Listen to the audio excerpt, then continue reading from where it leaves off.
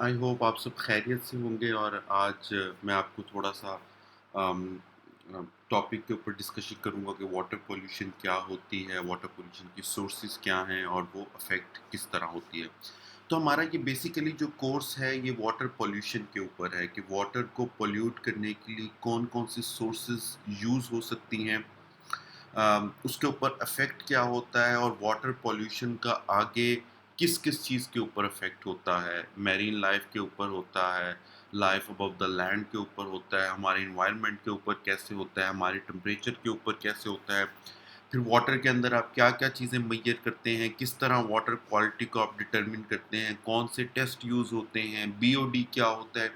ये डिफरेंट चीज़ें हैं जो हम अपने इस कोर्स के अंदर डिस्कस करेंगे। लेकिन आज हम थोड़ा सा इंट्रोडक्शन लेंगे कि वाटर पोल्यूशन होती क्या है और इसके सोर्सेज क्या क्या होते हैं। चलें आज हम अपने पहले लेक्चर की तरफ चलते हैं, वाटर पोल्यूशन की तरफ।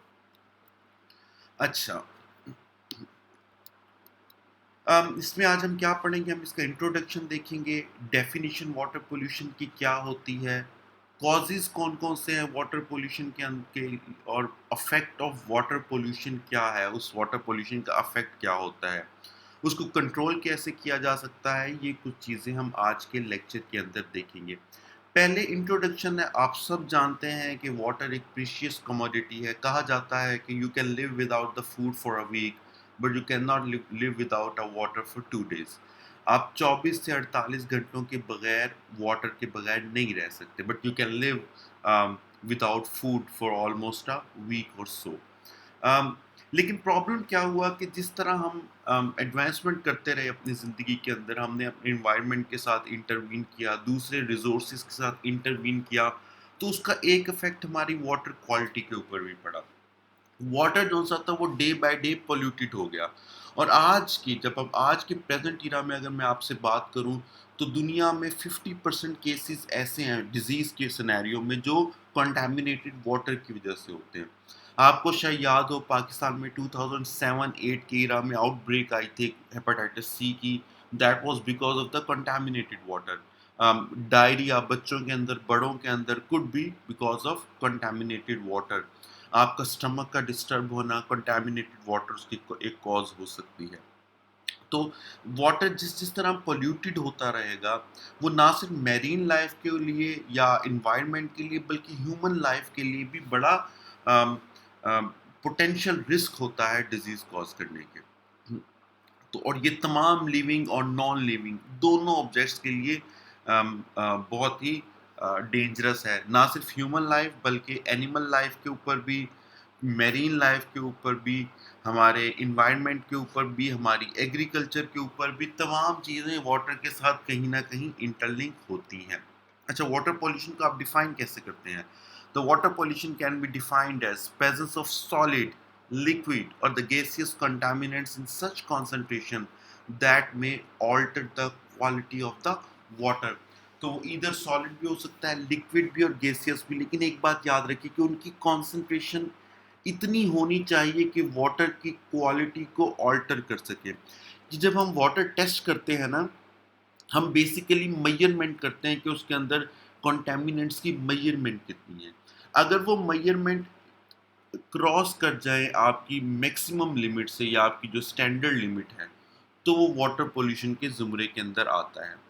वाटर पोल्यूशन को हम ऐसे भी डिफाइन करते हैं कि addition to the water of an excess material of heat that is harmful to the living organism और which impairs the beneficial use of water. ना सिर्फ आम आम आपके जो एलिमेंट्स वगैरह होते हैं कंटामिनेट करते हैं वाटर को, बल्कि हीट या रेज या डिफरेंट केमिकल्स जो आप यूज़ करते हैं, ये भी वाटर पोल्यूशन के ज़ुमरे के अंदर आते हैं, क्योंकि ये लिविंग ऑर्गेनिज्म के लिए नुकसानदेह होते हैं, ख़तरनाक हो सकते हैं, बेनिफिशियल नहीं होते। अच्छा, आम तौर पर जो वाटर आता है, अगर उसके अंदर एसिड रेन ना हो, अगर उसके अंदर सल्फ्यूरिक एसिड ना हो, तो वो आम तौर पर क्लीन वाटर होता है। लेकिन क्योंकि हमारे यहाँ कॉजेस ऑफ वाटर पोल्यूशन बहुत ज़्यादा है और हम वाटर को कॉन्टिन्यूसली पोल्यूट करते रहते हैं, तो वो साफ़ वाटर जो आप हासिल करते हैं नेचर से, वो भी आम तौर पर साफ़ नहीं रहता। तो कॉजेज़ क्या है वाटर पोल्यूशन की? डोमेस्टिक वेस्ट है, सीवेज सिस्टम है, सॉलिड वेस्ट है, इंडस्ट्रियल वेस्ट है, एसिड रेन है, ऑयल इंडस्ट्री है और एक्वेटिक प्लांट्स भी हैं। डोमेस्टिक में क्या होता है कि जो आप अपने हाउस होल्ड के वेस्टेज को डंप करते हैं वाटर के अंदर। अगर आपने देखा होगा पाकिस्तान में कहीं भी अगर कोई पानी खड़ा है या अगर आप कराची में बीच के ऊपर जाएं तो वहाँ आपको लोगों के घरों का गंद नज़र आएगा। तो लोग क्या करते हैं कि अपने घरों का डंप अगर उन्होंने एक डस्टबिन बनाई हुई है उसके अंदर गंद जमा करते हैं तो वो इवेंचुअली वाटर के अंदर फेंक आते हैं। तो ये डोमेस्टिक वेस्ट है। सीवेज वेस्ट आपको पता है कि आप कि जहाँ वाटर ट्रीटमेंट प्लांट होते हैं उनका इतनी उनकी जो सीवेज उनका जो मटेरियल होता है जो वाटर ट्रीटमेंट के लिए आप यूज़ कर रहे होते हैं उसको भी आप क्लीन वाटर के अंदर रिलीज करते हैं या आपके घर की जो उनसे सीवेज होती है वो भी कई दफ़ा क्लीन वाटर के अंदर जाकर मिक्स हो रही होती है। इसके अलावा सॉलिड वेस्ट हैं। सॉलिड वेस्ट में जैसे आपकी ये प्लास्टिक की बॉटल्स आ जाती हैं, कोई टिन पैक्स आ जाते हैं, आपकी पॉलीथीन वगैरह आ जाती है। ये क्या करती है? ये ब्लॉकेज कॉज करती है फ्लो ऑफ वाटर के। और जहाँ फ्लो ऑफ वाटर का ब्लॉकेज होगा या जहाँ भी वाटर एक जगह स्टेबल हो जाएगा तो वो पोल्यूट होना शुरू हो जाता है। Industrial waste another big reason. आप देखते हैं इंडस्ट्रियल से कॉन्टीन्यूसली वेस्ट रिलीज होती है जो हमारे इन्वायरमेंट को भी अफेक्ट कर रही हैं और हमारे वाटर को भी। वाटर को जो सॉलिड चीज़ें इंडस्ट्रियल वेस्ट से अफेक्ट करती हैं वो आपका पेपर वेस्ट है, रबर है, एल्यूमिनियम है, दूसरी वेस्ट हैं जो डायरेक्टली वाटर को पोल्यूट करती हैं। एसिड रेन एक बहुत बड़ी वजह है। क्या होता है कि जब ये इंडस्ट्रीज के ज़रिए सल्फर डाइऑक्साइड एमिशन होती है आपके एटमॉस्फेयर के अंदर, तो आपका एटमॉस्फेयर उसको वहाँ एब्जॉर्ब कर लेता है या वो सल्फ्यूरिक एसिड की एमिशन जो से सल्फर डाइऑक्साइड की वो आपकी एयर के लेयर के अंदर सस्टेनेबल होती है, वहाँ रह जाती है। तो क्या होता है कि जब बारिश होती है तो क्लाउड्स की, तो जब बारिश नीचे आते हुए अपने साथ वो सल्फर डाइऑक्साइड भी लेकर आती है जो कि अम, आपकी वेजिटेशन के लिए बड़ी हार्मफुल है, ह्यूमन लाइफ के लिए बड़ी हार्मफुल है और वाटर लाइफ के लिए बड़ी हार्मफुल होती है। ऑयल इंडस्ट्री, जितनी भी ऑयल इंडस्ट्री है वो आम तौर पर वाटर पोल्यूशन कॉज करती है। अभी आपने रिसेंटली पाकिस्तान के सिनेरियो में भी देखा होगा, 2 साल पहले 1.5 साल पहले हमने कहा था कि हमने फलां के नीचे से हमें लगता है कि ऑयल है वहाँ और हमने वहाँ ऑयल के लिए ऑयल फाइंड करने के लिए मशीनरी लाई थी। That is a source of a water pollution as well. Causes क्या होते हैं वाटर पोल्यूशन की? एक लास्ट कॉज जो इसका है वो है एक्वेटिक प्लांट्स। लास्ट नहीं है, इसके आगे भी एक दो हैं लेकिन एक्वेटिक प्लांट इसका एक और सोर्स है। एक्वेटिक प्लांट क्या कुछ ऐसे प्लांट्स होते हैं जो एक्चुअली इट सेल्फ कॉज करते हैं वाटर के अंदर पोल्यूशन को। नॉर्मली वाटर हयासिन जिसे हम बोलते हैं, ये टेरर ऑफ बंगाल बोलते हैं, ये लॉन्ग लीड प्लांट्स होते हैं और ये वाटर के अंदर बहुत तेज़ी से ग्रो करते हैं। और ये क्या करते हैं कि तमाम जो एसेंशियल न्यूट्रिएंट्स हैं वाटर के उसको अपने अंदर एब्जॉर्ब कर लेते हैं।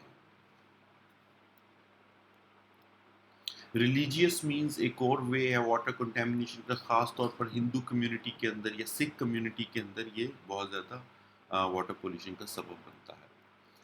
अम, इसके इफेक्ट क्या होते हैं? एक तो डेथ ऑफ एक्वेटिक ऑर्गेनिज्म होती है कि अगर आपकी वाटर के अंदर पोल्यूशन ज़्यादा हो गई तो आपके जो मैरीन वाटर के ऑर्गेनिज्म या एक्वेटिक ऑर्गेनिज्म है वो ज़्यादा सर्वाइव नहीं कर पाते, तो आपकी life in the water affect होती है।